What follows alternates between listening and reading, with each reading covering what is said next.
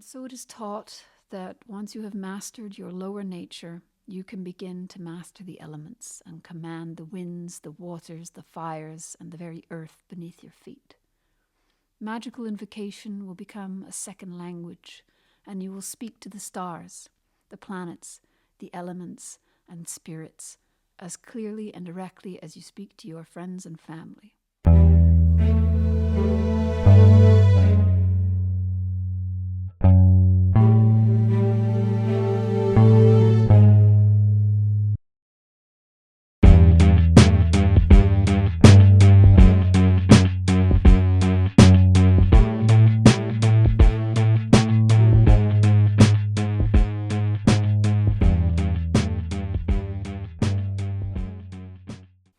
Hello, and welcome back to Tracing the Circle. I would like to offer a very special thanks to all of the people who left kind and interesting and very encouraging comments. And I would like to thank everyone who stuck around until the very end of the video. And I'd like to thank those curious folks who hopped on just for a moment to see what was going on. You have all contributed to a rather surprising reception, and I was not expecting such a successful first go, and so I'm very grateful. You are all giving me the fuel I need to go on in my endeavor to offer something beautiful and meaningful. So, thank you. I received a few comments which surprised me regarding my very brief address on how I struggled in school and the way in which I assimilate knowledge into my heart rather than commit the information to memory. And this has inspired a string of thoughts which connects to the subject matter of our first episode, the matter of mysticism, adeptship, and the highest possible path of the occult. I think you will enjoy listening to a few words from Manly Palmer Hall, just a few, who had some very interesting things to say about education. The following is an excerpt from Manly Palmer Hall's monthly magazine, he had many over the years, called The All-Seeing Eye. The conspiracy theorists are gonna love that one. A magazine which is said to have been devoted to the search for the fundamental verities existing in the educational systems, religions, and philosophies of all ages. So, open quote. Education is emancipation from herd opinion, writes Everett Dean Martin, who then adds that it is self-mastery, capacity for self-criticism, suspended judgment, and urbanity. Urbanity being an old word for courtesy. We are profoundly impressed with the importance of the first 6 words. Education is emancipation from herd opinion. Can there be a more dangerous form of herd opinion than that which results from the gathering together of hundreds of young minds from every walk of life into one room and there teaching them all the same thing in the same way? Does the cramming of a mind with a heterogeneous congeries of unassimilated facts produce a thinker or a mental dyspeptic? And now I forgot to write what exactly dyspeptic means, so I'm looking it up now. Dyspeptic, of irritable or bad temper. I love reading these old magazines because you get to learn all of these awesome old words that you can't find in new dictionaries. He says, "It is not what a man knows that makes him wise. It is what he knows about what he knows that makes him wise. The mere dissemination of facts unaccompanied by their application in the problem of daily existence is comparatively useless to the average individual. And therefore, education should properly include the study of applications.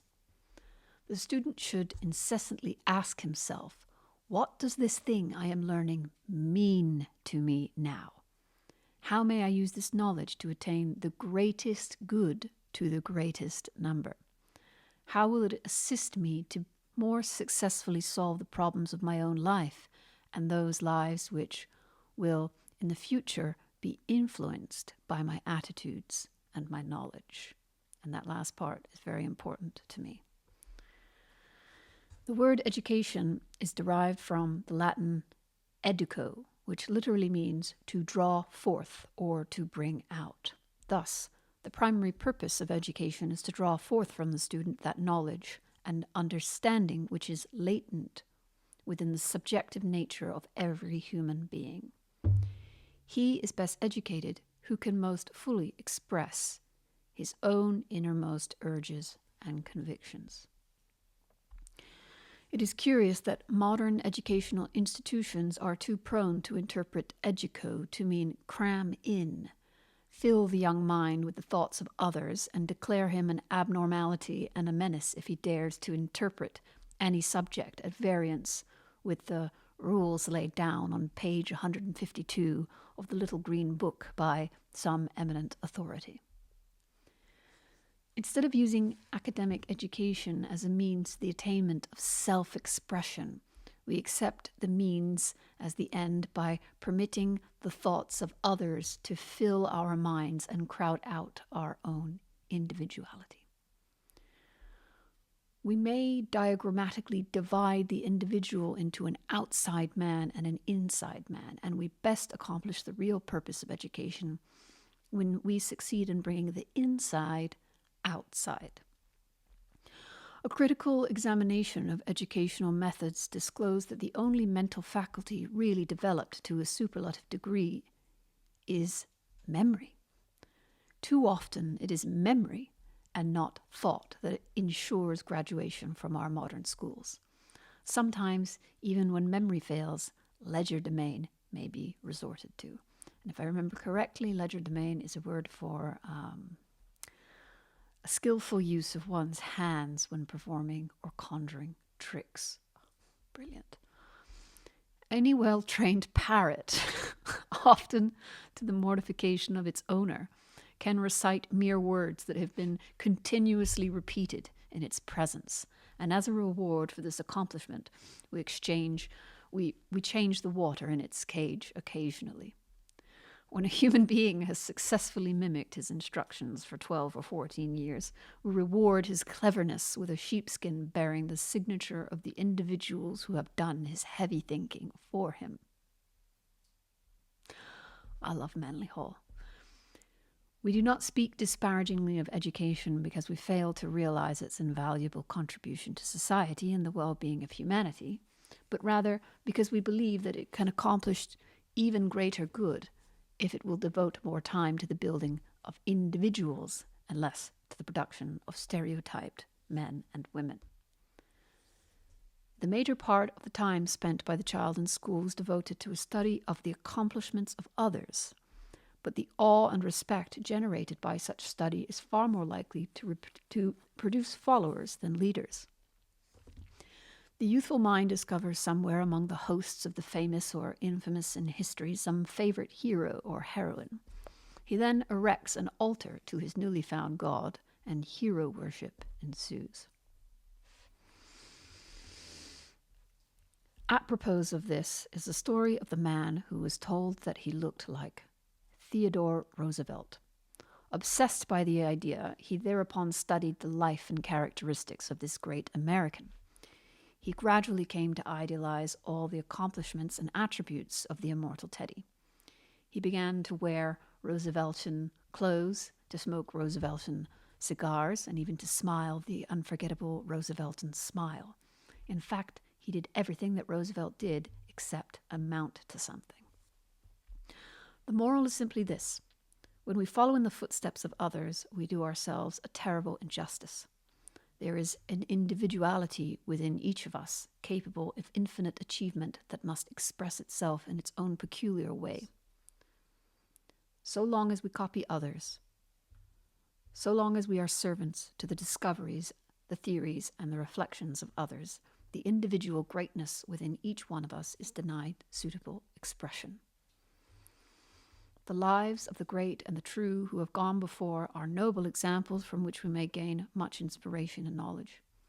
In its final analysis, however, each must live his own life, and when we permit ourselves to substitute the achievements of others for individual achievement, we lose the greatest opportunity in life, the opportunity to be ourselves.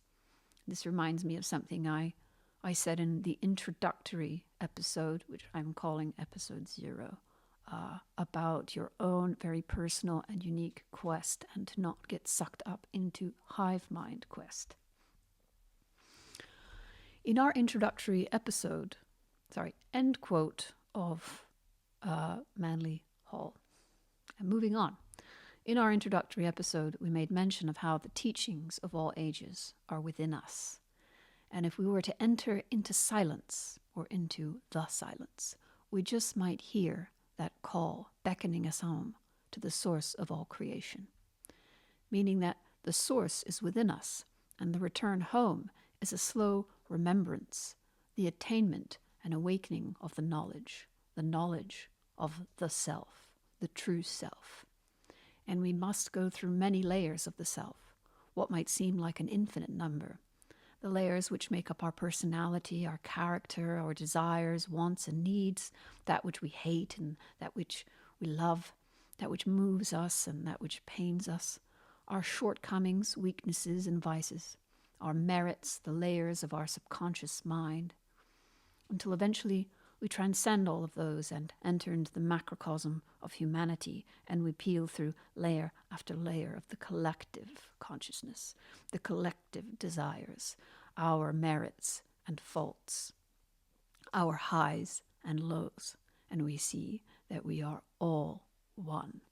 That's very hard to do when you consider how ridiculous, insane, and dark some of humanity really is. Very hard.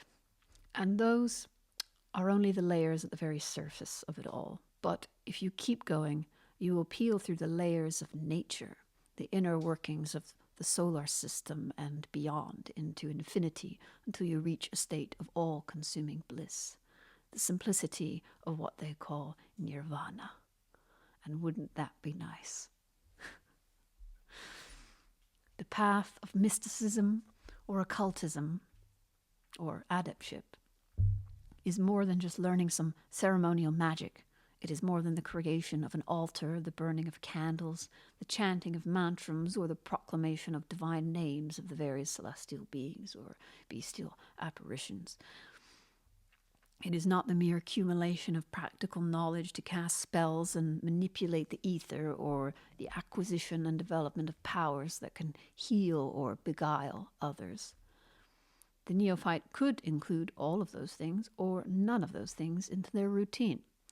What makes for an actual mystic on the path of adeptship is one who wishes to attain self-knowledge and self-mastery. And this is one of the highest forms of any kind of magic or spiritual practice of devotion. While the laymen went to the churches and temples to pray for something which would free themselves or their loved ones from sickness, or to grant them blessings, the holy men and women who gave birth to the religions sat in the caves, tunnels, and houses of learning, undertaking the most difficult tasks of self-discipline in their endeavor to attain mastery over their own thoughts, to master their mind, their lower nature, their passions and desires. Learning to fix their mind on a single point, to kill out all the chatter, all of the yearning which usually fills us and overflows. The secret, however, was not in achieving silence within the mind so that you could go into meditation and become one with God, but in making the mind quiet enough so that you could see inside yourself with full clarity. Look upon all of the things which act in the background like clockwork. It is our subconscious mind that rules over us like a puppet master. Every victory and every tragedy we ever experienced since birth offered a hand in creating this invisible master of puppets. Master, master, na na na na na na na, master, master. While Manly Hall was more impressed with the first 6 words from Everett Dean Martin, I am more impressed with the last 8. Self-mastery, capacity for self-criticism, suspended judgment, and urbanity is what he considered to be a part of the best education. Or Anyway, at least that's what I'm more concerned with in the context of this episode, as it is self-mastery that is requisite for true magical attainment of the highest order, and self-criticism can and should be turned into an organized system toward achieving this goal. And it is urbanity, which is the refinement of character, sophistication, civility, diplomacy, and gentleness, which comes as a result of this practice, and which allows us to walk through the world in a different kind of way. A way which allows us to offer something of supreme value to every living thing on this earth.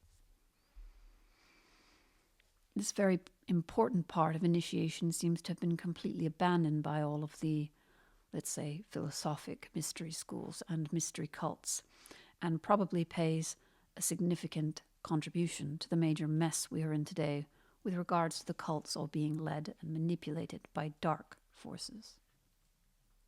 Dark and weird and perverse and creepy and just foolish and ridiculous forces. The great magician Franz Bardon has written of this in his incredible work titled Initiation into Hermetics.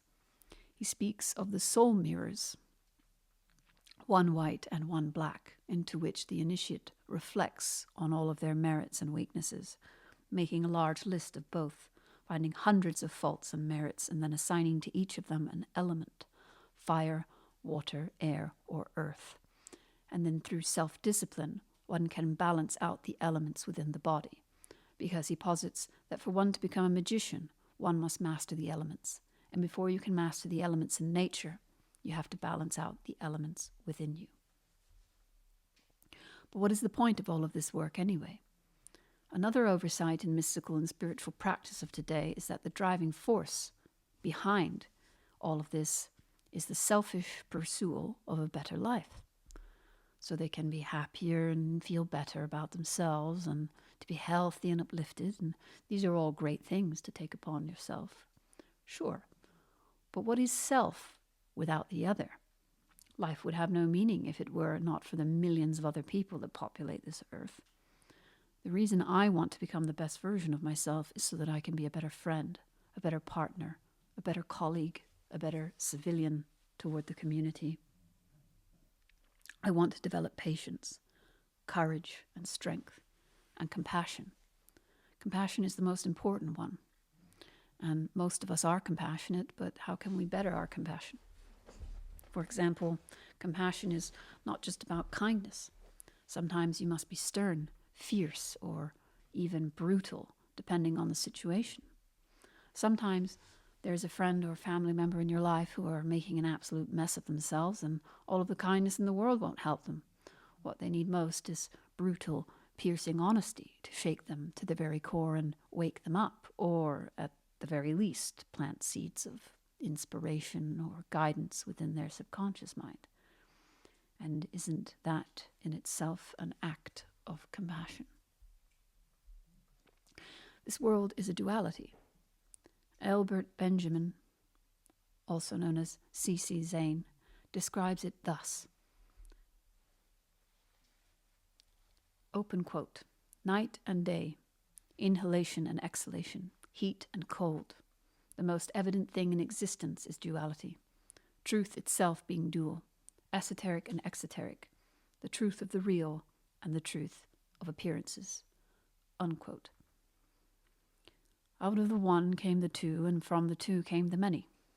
We do not exist without the other, and the true spiritual aspirant should keep the upliftment of humanity as their driving force. The healing of the self is just a means to an end, and this is truly a lofty and noble pursuit. If you have ever spent considerable time around the so-called spiritual community, you might have eventually noticed a sort of resounding pulse of selfishness permeating the air. You can almost see a shimmering bubble of self-centeredness surrounding some of them, disconnecting them from reality. They repeat empty platitudes, they speak softly and slowly. They are like floating in a trance. But after a while, you might notice that what they have to offer others is more a sort of disguised masturbatory exercise in self-approval.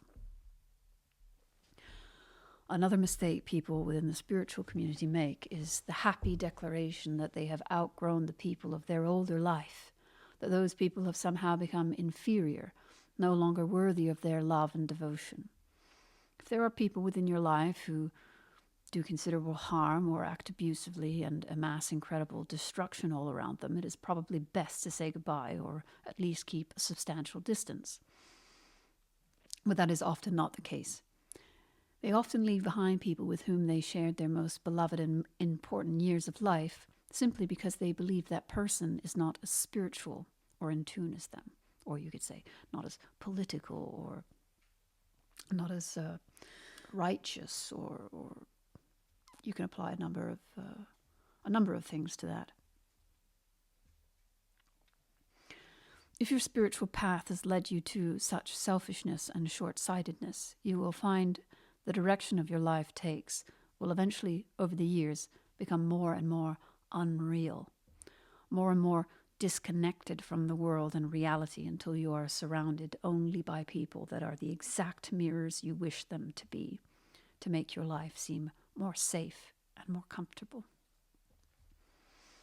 With no black mirrors to reflect back at yourself your own flaws and the parts of yourself and your life that need work, that work which would so greatly enrich your life and the lives of those around you, will likely never reach fruition. I have seen this very phenomenon with my own eyes over a span of decades, and the later it gets in life, the more sad the life seems. It is often the people in our life that have the most flaws that teach us the most about our own self and help us to grow. The scourge of our age is selfishness, our perpetual pursuit of what else can benefit me. And while self-help and self-healing is an indispensable part of our evolution, if we are not considering what all of this self-healing can do for the people around us and the world at large, how much have we really healed? And if you want to heal the world, but you are not offering yourself up to the people in your immediate life, how much good can you expect to achieve for the millions of others across the globe? We see a lot of encouragement these days towards the people pleaser, to put themselves first. But the people pleaser was never in the business of compassion towards others anyway. The people pleaser's disposition has always been a result of some kind of anxiety, some kind of inner turmoil, meaning the people pleasing comes about as a result of the relationship toward the self, the desire to keep their anxiety at bay. This is not compassion. The people pleaser must find a way to heal their anxiety so that they can offer something more deeply meaningful to the world. People often make the mistake of thinking they have healed because they are no longer pleasing the every whim of every Tom, Dick, and Harry. But what they have likely done is avoid their anxiety without actually tackling the root cause of it. And instead of becoming a more healed person, they just become a more selfish and self-centered person, unable to discern the difference between people-pleasing and an offer of true compassion. If you are an aspirant toward adeptship and mystical union with God, you should make healing and self-discovery or introspection your mandate so that you can operate in the world as a force of good. As I believe all true aspirants are on the course because one day they declare to themselves or up to the sky, I want to realize an important mission here on earth. I want to change the world. And you can change the world just by healing yourself and becoming a beacon of light to lead the way for others. Helena Blavatsky's book, The Voice of the Silence, offers the most profound meditation on compassion and the pursuit of adeptship for the upliftment of humanity. Never have I read something that has moved me so deeply, that stirs up tears every time I return to its worn and wearied pages. There she posits that there is a path toward nirvana, the eternal blissful sleep, but that the most noble of what she terms disciples, when they have done all of the work necessary to bring them to the foot of nirvana, they instead turn away and decide to stay in the realms as a conscious being, with a mission to aid and guide those who struggle on in the land of Mara. And what a tough decision to make. So many of us have said, I am not coming back in the next life. I have had enough. And Lord knows I have said it. I have dreamt it, and I have wished for it. I have prayed for it. But something else kept returning to me. That damned quest that just won't seem to die out. That damned spirit that seems to always lift me up from the most horrific hells and shows me that there is yet beauty and light and love all around. And you must go on, and you must live. Those words within me that just won't die out. Those cursed, blessed, fateful words. God, please help me to change the world. I want to change the world. Where does this desire come from? Where should this desire come from? Why, the heart, of course. The most sublime of all chambers. The abode of our very soul that connects us to the divine mind. Returning to the Dean Martin quote, what is the value in suspended judgment? What does this even mean? How does this relate to self-mastery and compassion? Well, it has everything to do with both. Social media has rather reduced our attention span in more than one way. Not only are we consuming at a much more extreme pace, but we are also quicker to judge. Everyone is a little more cynical and critical of the world, a little more doubtful and pessimistic. The internet has revealed to us all the tricks and all the follies of the world, and we are always positioned at the ready to defend ourselves against potential attacks.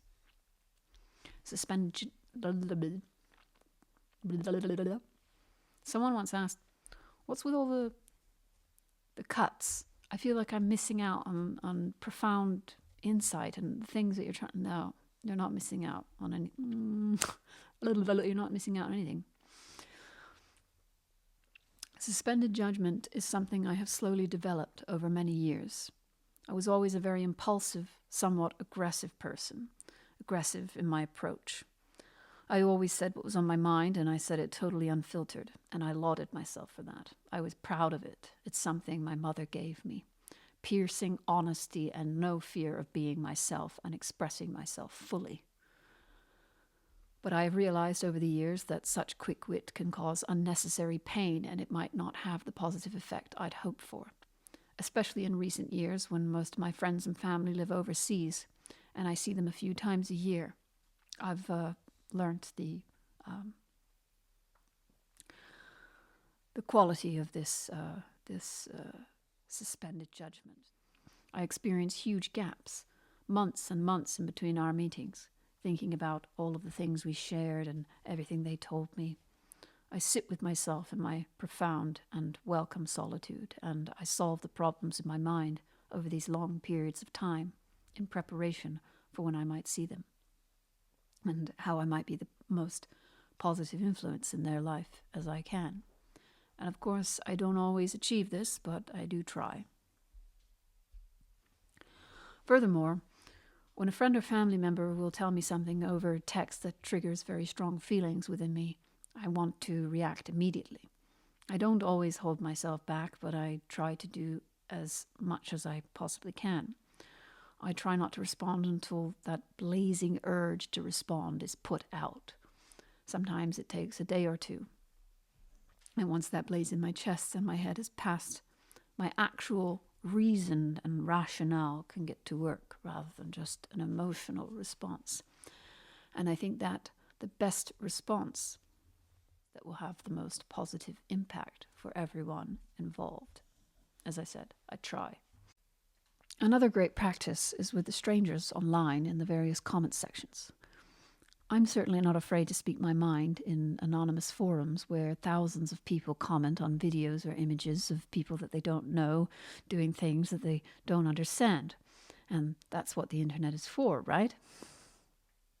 And I have found that my simple and straightforward approach to sharing my fleeting, passing thoughts in the comment sections has upset so many people who misunderstood my intent, which is likely, it's very likely, because if you're commenting a very short and fleeting thought, the only way to truly understand it is to ask that person what they meant by that thought.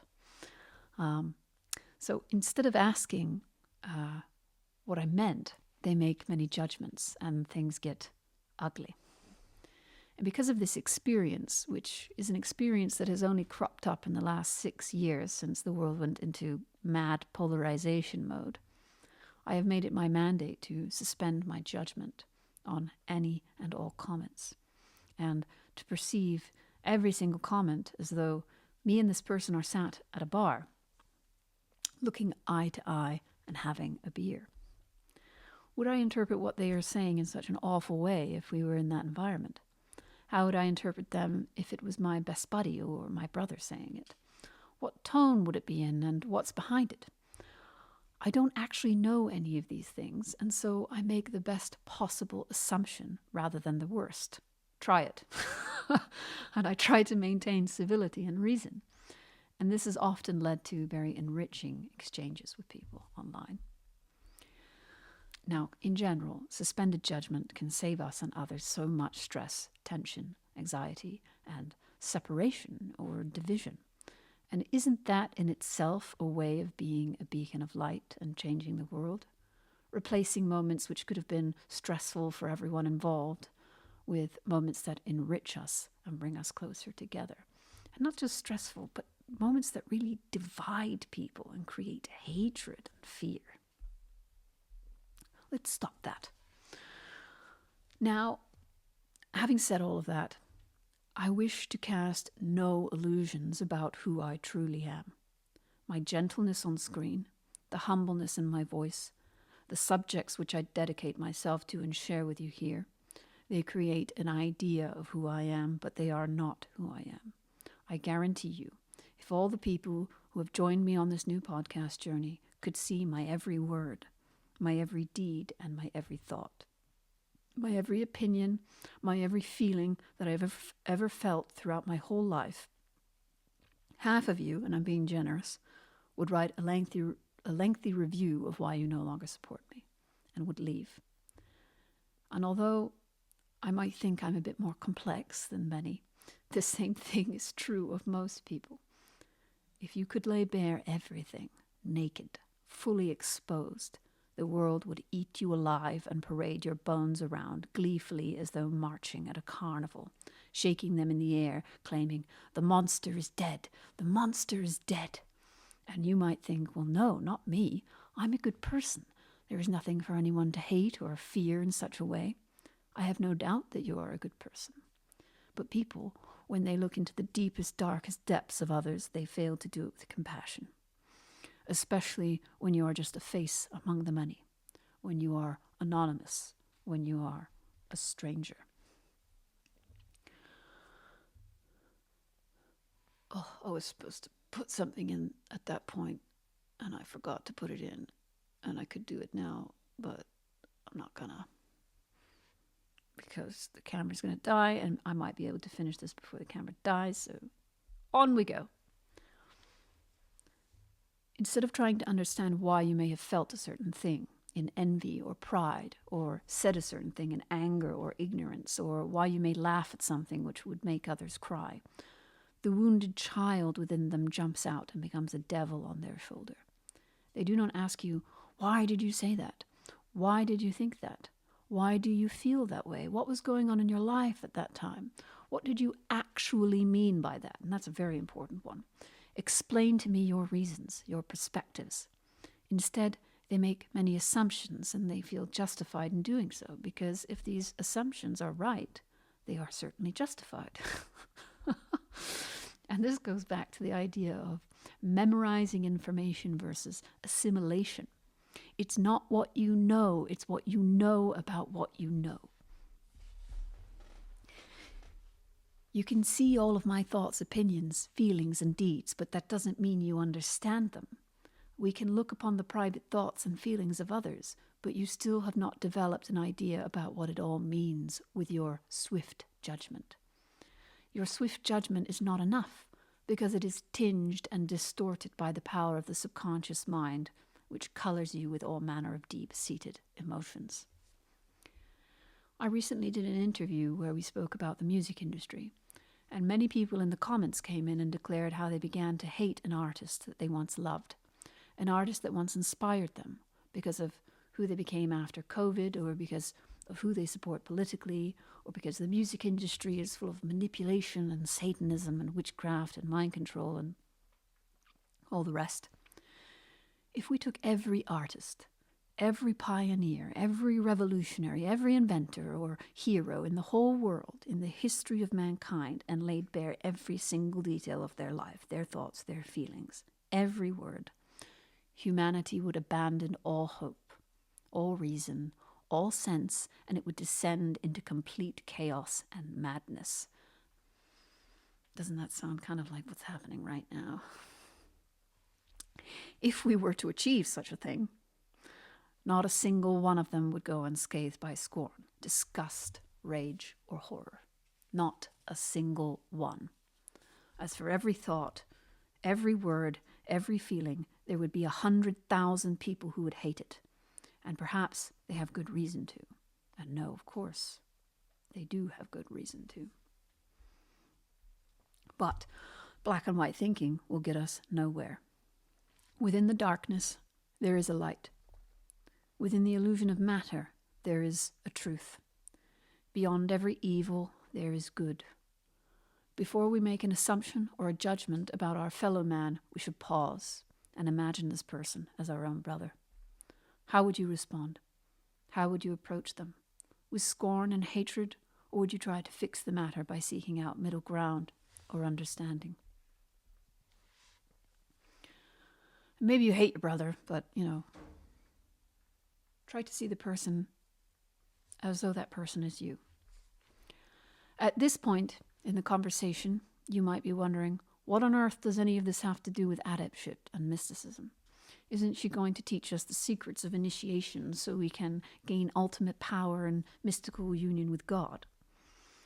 As I said in our introductory episode, I am not a master, and all I can hope to do is point the way. You could pick up Franz Bardon's practical manual, Initiation into Hermetics, right now and start practicing all of the lessons that will turn you into a fully fledged magician. But the practical manual is nothing without a solid philosophy to back it up. You can pick and choose whichever philosophy suits you best, or religion, or whatever it is, but I would only recommend that you choose one which is centered on the heart, one which emphasizes our connection to all living beings and all living things. In the end, mysticism is the path and practice which leads us to union with God. And I would say, what is God but the living force which gives life to all things? And what is that living force if it's not all-pervading love? Love is the nucleus of all. Love is the thing that powers all. God is pure love. And if you want to become as God, as the mystics do, you must become compassion absolute. But do not be fooled. If you are devoting yourself to someone or some cause that drains you of your life force, that takes all of your attention and destroys you from the inside out, and that can be something political as well, you are not wrapped up in compassion. You are likely wrapped up in an addiction, even if it feels like something very virtuous and righteous. Whether it be a self-destructive and abusive person or a self-destructive and abusive lifestyle or philosophy, you must nourish your mind and soul. You must make your life like the rich bed of soil that feeds and gives nutrients to the spring flowers, those which give nectar to the bees, which propagates the very cycle of life. Take good care of your body. Take good care of your mind. Live humbly and gracefully. As for me, I have picked up that book. I picked it up often, and I read it over and over again. But I am not ready. There is still so much to tend to within me and around me. I am still becoming. The word education is derived from the Latin educo, which literally means to draw forth or to bring out. Thus, the primary purpose of education is to draw forth from the student that knowledge and understanding which is latent within the subjective nature of every human being. He is best educated who can most fully express his innermost urges and convictions. To requote Manly Pulver Hall once more.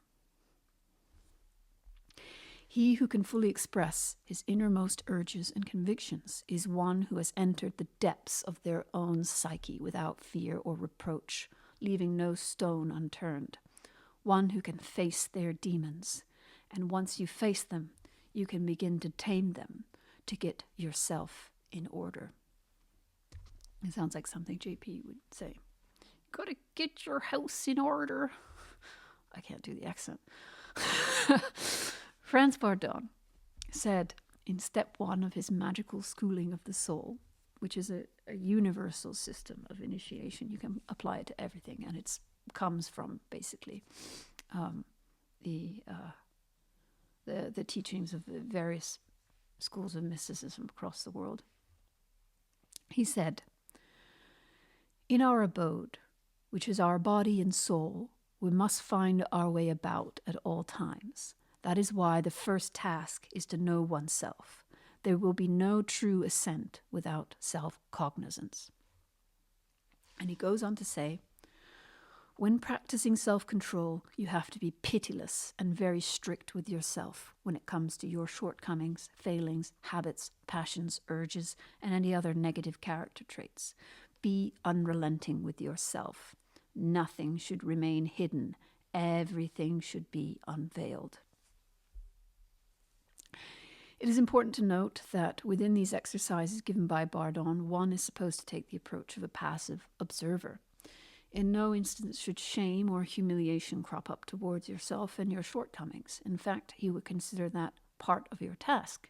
These are negative qualities that you must assign elements, and through his system of magical introspection, you will balance out those elements. Now, the modern psychologist would probably recoil in horror at this, but there is reason psychology mostly takes a strictly material approach and doesn't veer off into the metaphysical. These teachings should not be taken as a replacement for whatever psychological approach you may be currently taking for your own health. On page 1 of step 1 in Bardon's universal system of initiation, he says something very important which parallels our discussion. Be kind, friendly, and lenient towards your fellow man, but unrelenting and pitiless with yourself. You can only expect success in magic when you act in this manner. Never condemn or criticize anyone, and first put your own house in order. And my God, can we say this to so many Christians who condemn and criticize people? Why don't you focus on being godlike and Christ-like and helping individuals rather than criticizing and condemning them for what you've been told is sin?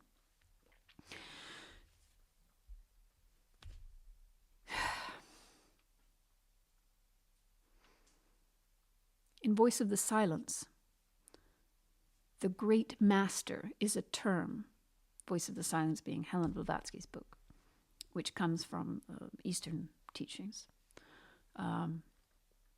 It's a term used to indicate one's higher self, one's higher being. The Buddhist occultists called it Adi Buddha. The Brahmins call it Atman, and the ancient Gnostics called it Christos. We could say that once you have mastered your lower nature, you make room for the great master, the higher self, to operate at its full potential through your lower self, your body and your soul. Blavatsky says, quote, "Be humble if thou wouldest attain to wisdom. Be humbler still when wisdom thou hast mastered. Be like the ocean which receives all streams and rivers. The ocean's mighty calm remains unmoved. It feels them not. Restrain by thy divine, thy lower self. Restrain by the eternal, the divine."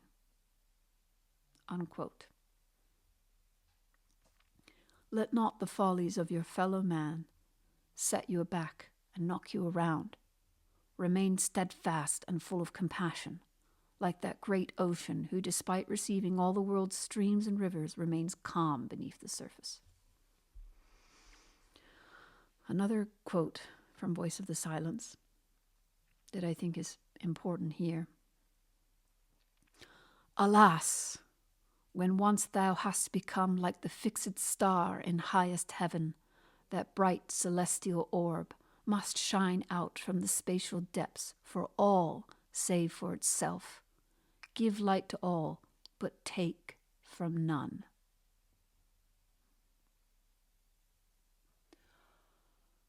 And how beautiful. And isn't that precisely what God does? Something curious I discovered in the impeccable work, The Sacred Tarot by C.C. Zane, under the section describing the fifth major arcanum of the pseudo-Egyptian deck. He uses the exact words which Blavatsky used to title her book, and I will quote that here. Quote, "Remember then, son of earth, that before saying of a man that he is fortunate or unfortunate, thou must know the use to which he has put his will. For every man created his life in the image of his works. The genius of good is at thy right, and the genius of evil is at thy left. Their voice can be heard only by the conscience. If the Hierophant should appear in the prophetic signs of thy horoscope, retire into the sanctuary of thy heart and listen to the voice of the silence, and guided by it, thou wilt reach the goal of thy aspirations." Unquote. This has given me a hint as to what the voice of the silence mentioned in Blavatsky's work might be, other than the voice of God, which is the most obvious and what I thought. But it seems to signify that the voice of the silence is actually your conscience, and that the sanctuary of your heart is where your soul is seated. And so your conscience is the direct form of communication from your very soul. The conscience in the Oxford Dictionary is defined as such: a person's moral sense of right and wrong, viewed as acting as a guide to one's behavior. C.C. Zane gives us an example of how the fifth major arcana, the Hierophant, relates to the soul's initiation into the higher mysteries in the following quote.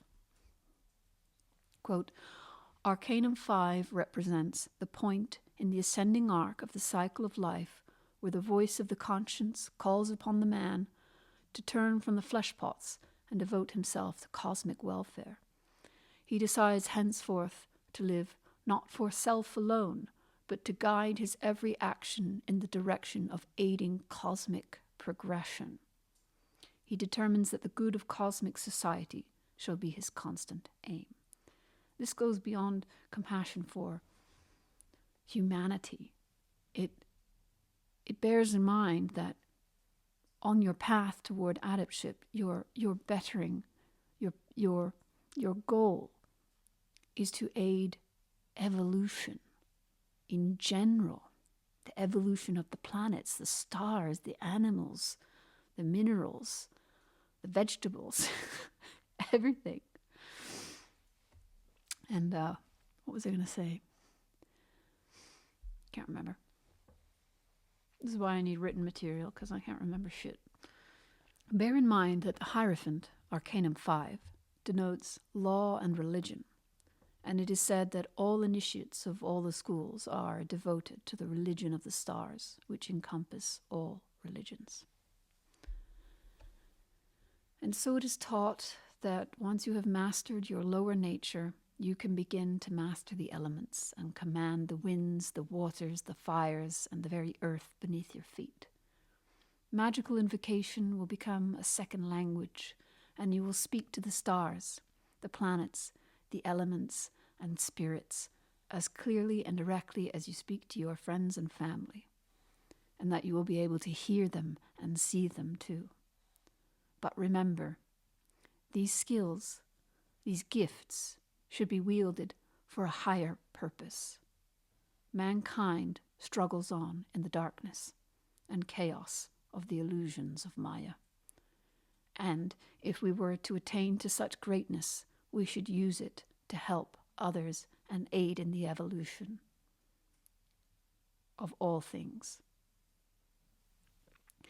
But if all of this just seems a little too far out of reach for you, it's all just a little too far off and just too much to grasp, to put yourself in such a position, that is all right. These ideas can still help you and help you to be a force of good.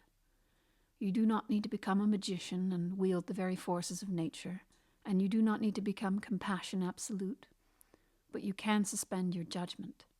You can take moments of silence, and you can remain ever curious about all of the hidden things within you and within the world all around you.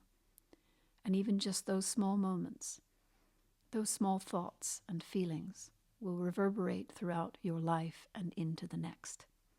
And that is more than enough. Thanks for listening. That's me signing off.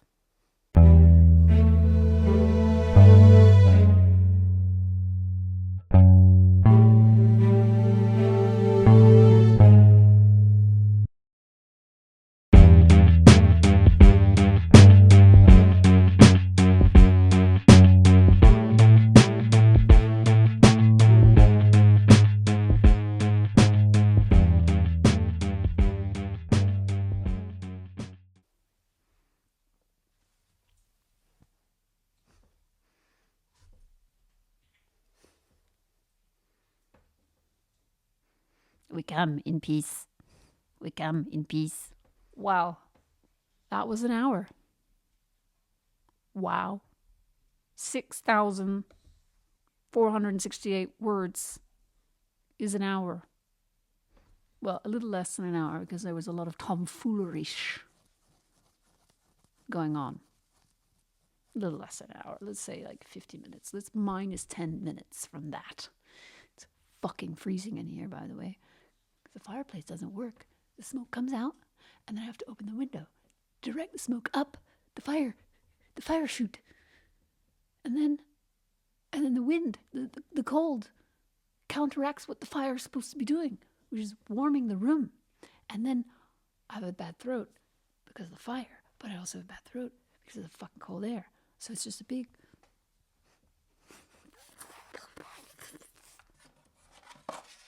It's a drawing of my mother, by the way. And this, I'm not going to say what this is because it could upset some people. That's it. That's it. I'm really sad because there was a part I really wanted to add in there. A quote from one of the Gitas, which I started reading a few days ago. The Avadhuta Gita. Avadhuta Gita. I'm not saying that right. Avadhuta Gita. My throat hates me. It's 1:22 in the. I'm pretty sure I have fish scales in my teeth. I just ate fish for dinner. Last thing I need is fish scales in my teeth in the caves, tunnels, and houses of learnings. Learnings. The houses of learnings.